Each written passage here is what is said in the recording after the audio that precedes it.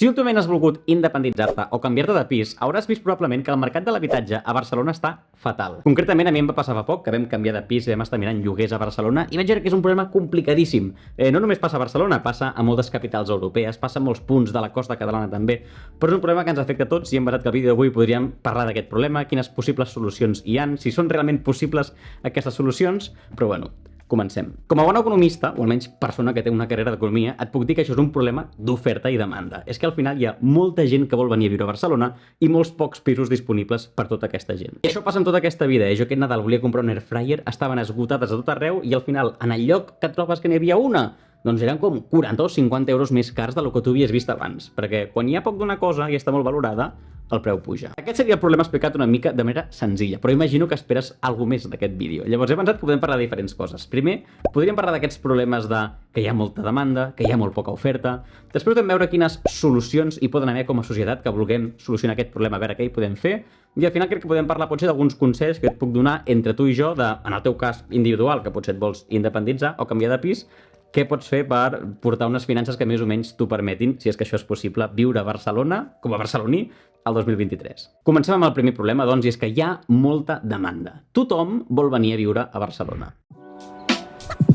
Quan dic tothom és que realment s'ajunten molts grups de persones que volen fer servir pisos a Barcelona. Tenim en primer lloc els turistes, molta gent que vol venir a fer turisme a Barcelona, conèixer la ciutat i creuen que el que els irà bé, per exemple, és tenir un apartament o un pis que serà més còmode per ells en comptes d'estar en un hotel.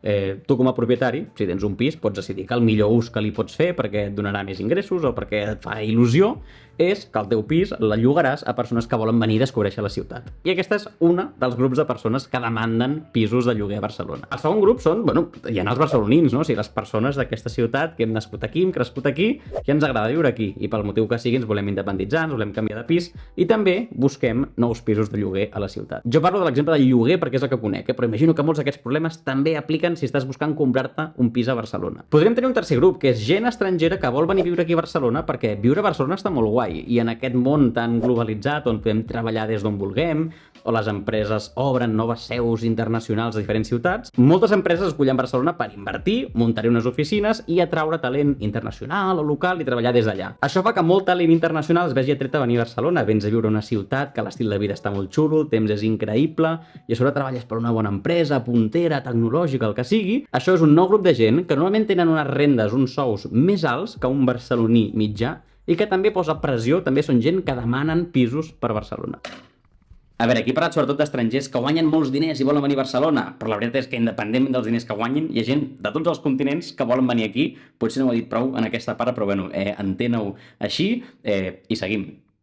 Podem trobar un quart punt, que són catalans que també volen venir a Barcelona, perquè Catalunya està muntada d'una manera que molta activitat econòmica, molta educació es centralitza a Barcelona i llavors això fa que la resta de la Catalunya es vagi buidant per molta gent jove o no jove que ve aquí buscant educació, buscant oportunitats de feina, i això potser, no sé, potser respon a una mala planificació de país on no tenim ni fibra òptica a moltes zones de Catalunya, potser no hi ha molta connexió i la gent ve a Barcelona buscant noves oportunitats. Tampoc et diré molt perquè jo sempre he viscut a Barcelona i no et puc parlar del que hi ha fora.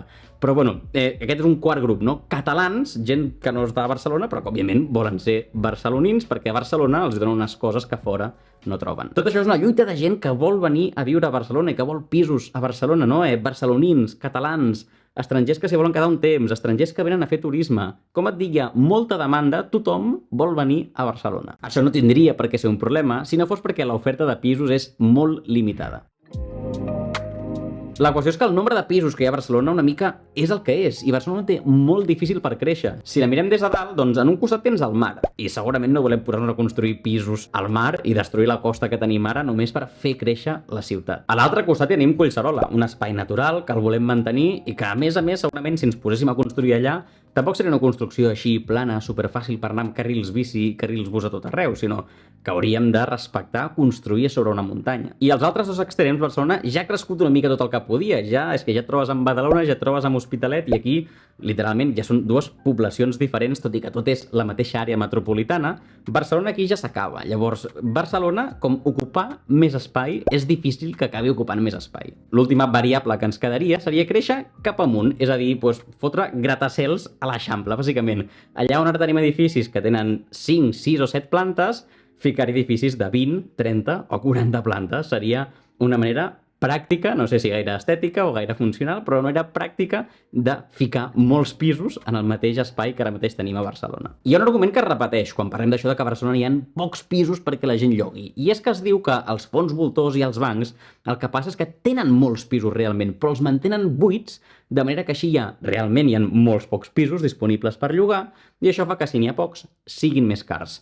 És realment així? Jo he buscat les últimes dades que he trobat, que diria que són de 2022 aquestes dades, i el que diu és que a Barcelona hi ha 825.677 habitatges. De tots aquests, l'última dada del cens deia que hi havia 10.052 pisos que estaven buits, és a dir, un 1,22% del total eren pisos buits. Però a la vegada aquest cens també deia que la majoria d'aquests pisos portava menys de 2 anys desocupat. Els 2 anys normalment és una bona dada perquè si un pis porta realment 2 anys desocupat és que probablement és un pis que algú el té i el té desocupat a la força. Però si són menys de 2 anys, hem d'entendre que sempre hi haurà algun pis desocupat. És impossible pensar que el 100% estaran ocupats, perquè hi ha gent que es mor, hi ha gent que es muda, hi ha gent pisos que s'estan reparant. Llavors, en un moment determinat, sempre hi haurà un petit percentatge dels pisos de Barcelona que estan buits per algun motiu o un altre. Llavors, si imaginem per un moment que, jo què sé, d'aquests 10.000 pisos, assumim que 5.000 són de bancs, males persones que els mantenen buits per fer pujar els preus. Si aquests 5.000 pisos demà els posem tots al mercat i els diguem a la gent vinga, aquí teniu, a llogar-los tots, 5.000 pisos més no crec que solucionin la vida del problema d'aquesta gran demanda. O sigui, tenir un 0,6% més de pisos disponibles a Barcelona no em sembla a mi la solució ideal al gran problema que teníem. Anem a veure quines possibles solucions podem tenir en aquest problema. Hi ha unes quantes solucions, totes elles almenys teòriques. No sé si després es poden portar a la pràctica realment. Una d'aquestes opcions seria, per exemple, tenir més ofertes de pisos. I ja hem dit que Barcelona no pot créixer pel mar, ni Collserola, ni amunt ni avall. Llavors és dir, literalment, doncs farem gratacels a l'Eixample. O sigui, ara a Barcelona, en comptes de ser edificis d'entre 4 i 8 plantes, Barcelona serà una ciutat d'edificis entre 30 i 50 plantes. És factible fer això? O sigui, podem ara engegar la màquina constructora de Catalunya i de Barcelona per crear tots aquests pisos? Segurament trigaríem molts anys a tenir tots aquests recursos i a construir tots aquests pisos.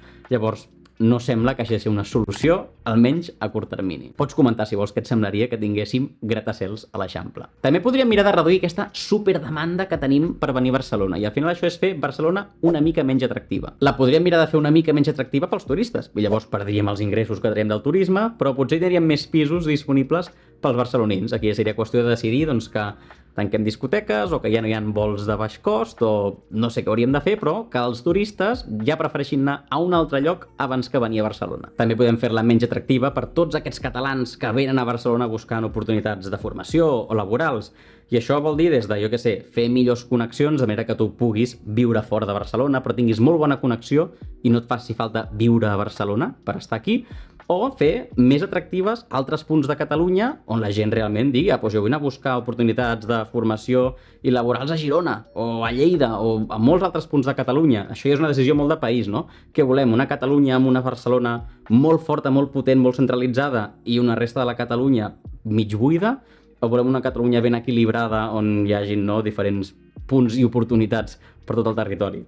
Bueno, jo no soc ningú per dir-ho, jo estic al sofà de casa meva, però pregunteu-li als polítics o pregunteu-li a qui li hagueu de preguntar. Una tercera opció seria que féssim els catalans més rics. Un dels problemes que teníem abans és que, dèiem, no? Ve gent estrangera que tenen rendes bastant altes perquè treballen en multinacionals i viuen molt bé i els destinen a Barcelona, i aquesta gent cobra molt i es poden permetre pisos cars. Doncs fem que els catalans també siguin cars, o sigui, creem un model econòmic de país on realment els sous pugin, siguem molt productius, tinguem molt bona inversió, el que faci falta, i realment tindrem prou de renda perquè el preu pot ser alt d'un lloguer, però si jo cobro molt, per mi ja no és tan problema com era abans. Un altre cop, això és una solució teòrica molt xula, però a la pràctica no sé com es porta.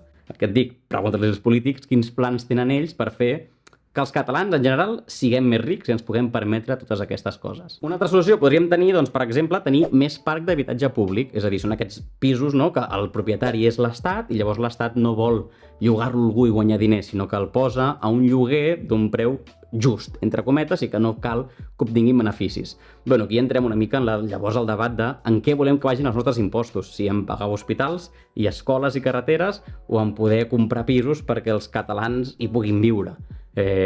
Vol dir, la política es tracta d'això. Jo només et dono aquí la teoria i no sé si una cosa és bona o dolenta, és una altra possible solució. Una altra possible solució que aquí es comenta a vegades és regular el preu dels lloguers. És a dir, que l'Estat digui aquest lloguer no pot costar més de tants euros aquí.